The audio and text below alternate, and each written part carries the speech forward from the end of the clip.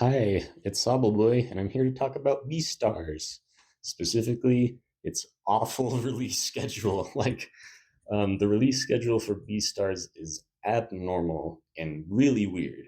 Like, usually an anime releases like every 2 years, and it's fine. Like, you don't have to worry. This one was it was weird because they had this is the first season. Um, the first season came out October 2019, ended in January, and then they started in January. So like literally like a a 12-month gap, really. And then after this one, there was like a 4-year gap, which was super weird because it's January to December, which is like 3 years and 11 months. Um, I was just really confused why it took them so long, and then they delayed the show.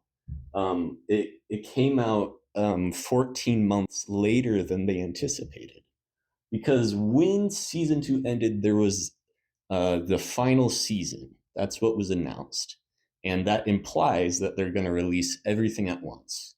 And so I was expecting them to do 12 episodes that are 40 minutes long, or 24 episodes that are 20 minutes long. And they went with the second option. They're doing 24 episodes, and they're 20 minutes long, but I did not expect them to cut it in half. That doesn't make sense because the story for season 1 is isolated. The story for season 2 is isolated. This one is not. Like, this one's an actual cliffhanger, and it's awful. Like, it's a really bad cliffhanger. That literally cliffhanger. If you've seen the show, you know what I mean. But they should not have ended the show with episode 12 of final season and then had people wait. It's really mean because this is meant to be experienced all at once.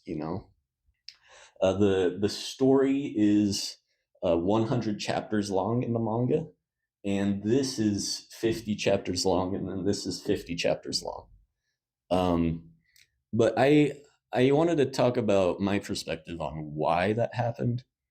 One is this is made for TV, uh, and with TV you have TV producers, and I think they paid into these shows a little bit because the producers give them money, and then the animation studio, which is Studio Orange, they go and actually make the thing, and so I think they had more money for these, but they switched to Netflix only, and so when they were making stuff for Netflix, I don't think they got as much money.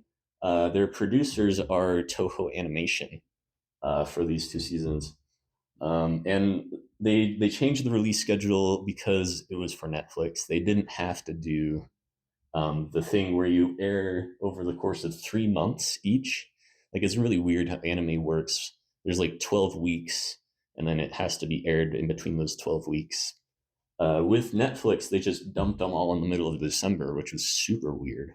And now they're just dumping them all in March for 12 episodes here, 12 episodes there. And I was listening in the Anime Expo, which is a convention. There's the producer of BeastStars. He talked about what went wrong. He said that when we made season 1, it was hard. They had to make a bunch of characters. They had to animate everything. They had to figure out how to make the fur work and how to make them speak, even though they have dog mouths and stuff. Like the birds, especially, are hard to animate with their beaks. This one, he said it was super easy. Like I said, 12 months in between, or 15 months. They use the same technology because you build computers, you build software, you have a specific skill set for that software. They use the same skill sets, the same software, and did basically the exact same thing with a different story. Every single project is connected. Some kind of elements always passed on to our later shows. So from Leviathan, all the way from Land Lustrous, There's some people's knowledge or people itself or tools that's passed on. And sometimes the models are tweaked to make it look like different characters too. But from Dragon Stampede to evolve to BEASTARS Final Season, Part 2, and Leviathan. And then from Leviathan, it goes into Dragon Stargaze as well. And it wasn't hard. It was like they're doing the same thing again. And I actually think that season 2 is a masterpiece because of how amazing the quality of it is. Like the animation, I think, is better. Art is great. There's some good fight scenes, but this is where it went wrong. He said that, oh yeah, we can do the same thing. We'll use all of our same technology, all of our same character models, and just put it into the final season. Well, that was wrong because they had to create a model for Melon, who is the antagonist. They had to create two new models for Legoshi because he has battle scars. They had to create a lot of new characters that I won't spoil.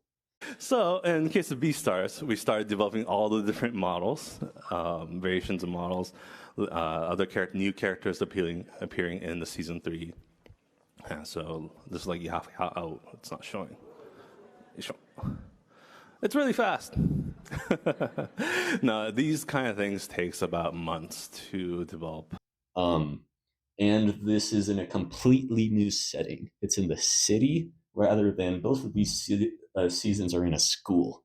And so they would use background art that is like schools, and then this is like New York or whatever. So they had to create all of the new settings, which takes forever. They said they had like 300 different settings that they had to make in their computer programming.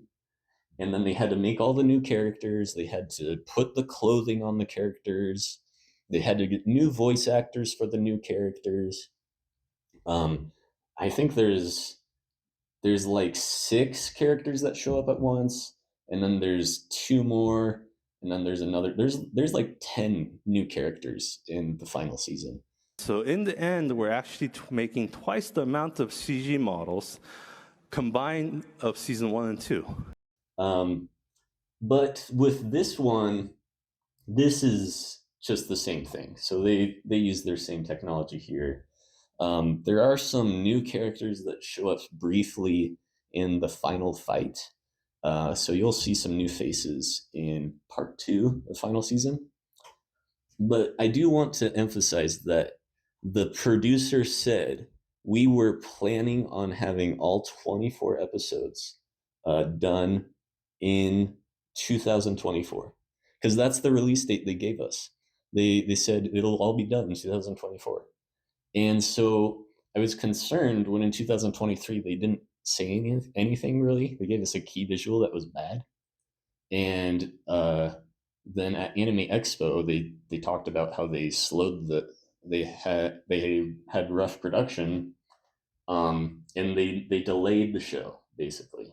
They split it in half. They made it final season part 1, part 2, because they wanted to be cheeky and say, "Oh yeah, we did release it in 2024, like we promised."